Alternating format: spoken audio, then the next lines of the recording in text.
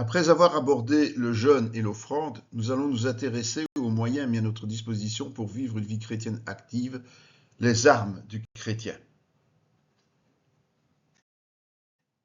Le terme choisi, arme, pourrait sembler choquant, surtout face à la violence grandissante dans le monde. Pour Paul, qui s'adresse à une église, il s'agit d'expliquer les moyens spirituels mis à notre disposition par Dieu pour faire face aux diverses tribulations qui nous attendent tout au long de notre parcours de foi, que nous le voulions ou non. Que dit Jésus? Et encore, il est inévitable que notre choix enclenche des réactions d'opposition très fortes. Ce sont souvent ceux qui nous côtoient au quotidien qui nous rejettent en premier. Mais ce n'est pas parce que nous sommes en lutte contre ceux qui se moquent de nous que nous devons avoir une attitude agressive envers eux. Quelle est la qualité de Dieu? Et encore, comment sommes-nous appelés à vivre? Comment est la paix de Dieu? En quoi nous aide-t-elle? Qui nous la donne? Comment? Comment est qualifié l'Évangile? Comment sommes-nous appelés à vivre? À quelles conditions? Qu'est-ce que la paix? Citez les fruits, les autres fruits. Voici le corrigé de cette première partie concernant les armes du chrétien.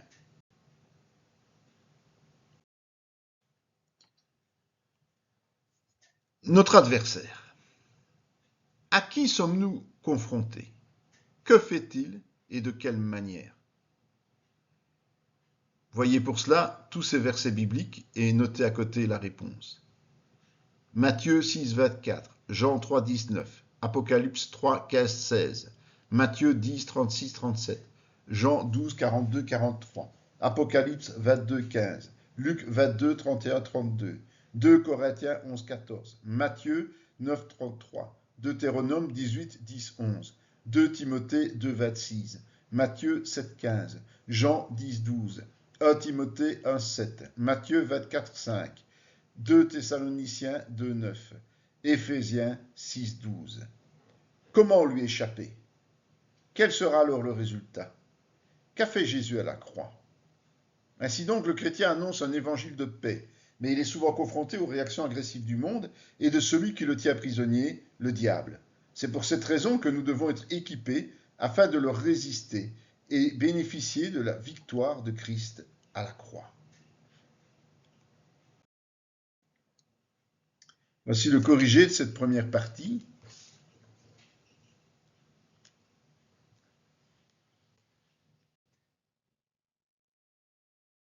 La suite.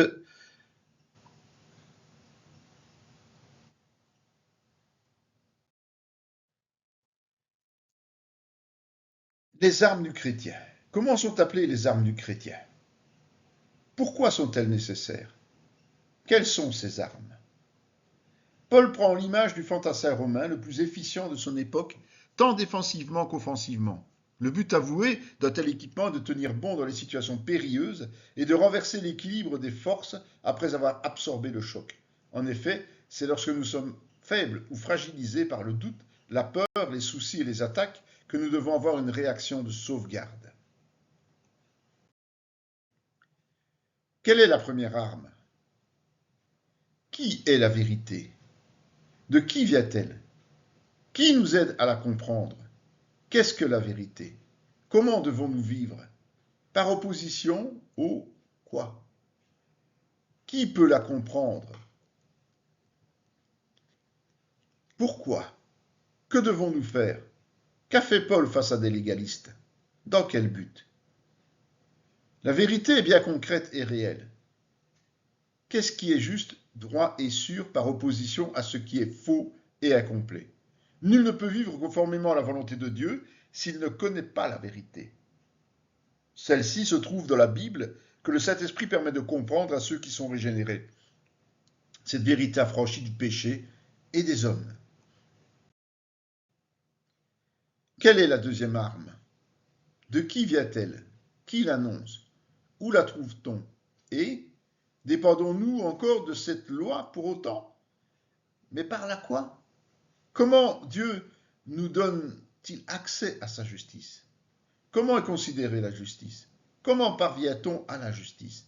Nous obtenons donc la justice par qui est dit heureux et quelle justice doit-elle surpasser? Qu'est-ce que la justice? Comment la pratiquer? Mais encore, où et avec quoi? Dans quel but? Et qu'en est-il du pécheur et de celui qui chute? Comment juger? Et non, comment vit le juste? Et Abraham, faut-il des œuvres pour être juste? C'est la justice de là, à vous de compléter, qui est une, à vous de compléter. Quel est notre état de chrétien? Que devons-nous faire après la conversion? Que prouve la justice dans nos vies? Et quel est le moteur de la justice? Que fait vivre la justice? Qu'est-elle? Pourquoi? Que porte-t-elle? Comment? Qui fait justice? Qu'arrivera-t-il? Et, que sommes-nous amenés à faire? Qu'est-ce que le royaume de Dieu? La justice est indissociable du chrétien né de nouveau. Elle est pour lui un cadeau de Dieu, mais aussi la preuve de son appartenance. En réalité, la justice est éternelle puisqu'elle est un attribut de Dieu et qu'elle existe non plus par les œuvres de la loi, mais par la grâce divine. Le royaume des cieux est justice. Quelle est la troisième arme? Quel est le contraire du zèle et le synonyme? Qui est zélé avant nous? Avec quel résultat? Et quel effet ce zèle a-t-il sur nos ennemis? C'est grâce au zèle de Dieu pour les hommes qu'Israël ne disparaîtra pas et que le salut nous est offert au travers du sacrifice de Jésus. Par quoi est-il activé chez le chrétien? Qu'est-ce qui l'anime? Peut-on imposer le zèle? Qu'est-ce qui l'encourage? Qu'apporte le zèle d'un seul croyant? Et quand faut-il être zélé? Et pourquoi? Donc pas seulement en présence des frères et des anciens, évidemment. Dans quel domaine faut-il être zélé? De quelle manière? Pour prouver quoi? Quand le zèle devient-il indispensable? Est-ce risqué? Pour qui? Que produit le zèle dans ce cas? Pourquoi? Croire en la vérité et constater que les autres la réfutent, c'est difficile à vivre. Le chrétien doit savoir prendre des risques pour l'évangile. Qui a fait preuve de zèle pour nous? Quelles en furent les conséquences pour lui? Quel était son but? De quoi faisait preuve Paul avant sa conversion? En accomplissant quoi? Pour qui? Sur quelle base? Et était-il dans la vérité pour autant? Que reproche Paul aux religieux concernant leur zèle? Pourquoi sont-ils sans intelligence? Quel est le but de telle personne? Qu'en dit Paul? De quelle sorte ne doit pas être notre zèle? Sinon, de qui provient-il? Que produit encore le zèle? Jusque quand? Quoi encore? Et, à l'exemple de Jésus pour le Père, le chrétien qui est affranchi par la vérité doit sentir en lui un empressement à rechercher Dieu et à le servir au travers des œuvres de la foi. Quelle est la quatrième arme qui est complétée? Nous avons déjà longuement parlé de la foi précédemment. Qu'en avez-vous retenu? Que permet-elle? Grâce à quoi? Le chrétien est convaincu qu'il est dans le camp du vainqueur et peut ainsi réfuter avec autorité toute prétention ou mensonge de l'ennemi. Lorsque le malin n'a aucune emprise sur nous, tous ces traits enflammés sont stoppés par notre foi qui ne faiblit pas. C'est pour cela que Paul la compare à un bouclier.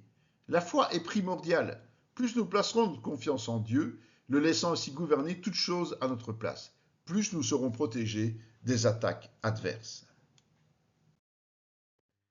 Quelle est la cinquième arme? Qui est? Nous avons déjà abordé le sujet du salut. Que vous rappelez-vous des leçons précédentes? La tête est ce que nous avons de plus précieux. Elle est le centre de commandement et de réflexion qui anime la totalité du corps. Que faut-il confesser? Est-ce suffisant? Que faut-il aussi? Quel est le résultat? Y a-t-il le moindre doute? Le salut est la certitude que nous ne mourrons pas, mais que dès à présent nous avons la vie éternelle. L'ennemi ne peut donc plus atteindre le siège vital du chrétien. La peur ou la crainte n'ont plus d'emprise sur nous, puisque la mort physique n'a plus d'importance et devient même une délivrance. Quelle est la 6e arme? Il faut souligner que l'épée est souvent vue comme une arme à connotation offensive. Mais n'oublions pas qu'elle est aussi un objet défensif très appréciable. Combien de coups directs étaient esquivés par le tranchant en complément du bouclier? Quelle est la spécificité du chrétien? À quelles conditions? Comment reconnaît-on un chrétien d'un païen? À votre avis, êtes-vous baptisé de l'Esprit? Nous avons vu que c'est Jésus qui baptise du Saint-Esprit après la conversion. À partir de ce moment, nous disposons de tous les attributs de Dieu pour agir selon la volonté dans toutes circonstances.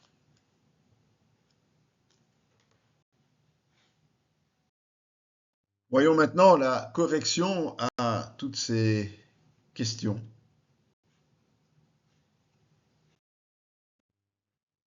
La suite de celle-ci, il y a beaucoup de questions, donc beaucoup de réponses et beaucoup de réflexions à avoir.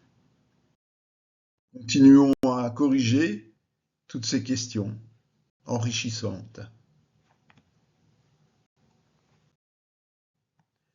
En voilà encore d'autres. Ces réponses sont courtes bien souvent, mais permettent de comprendre bien les choses et de se stabiliser dans sa foi. Continuons encore.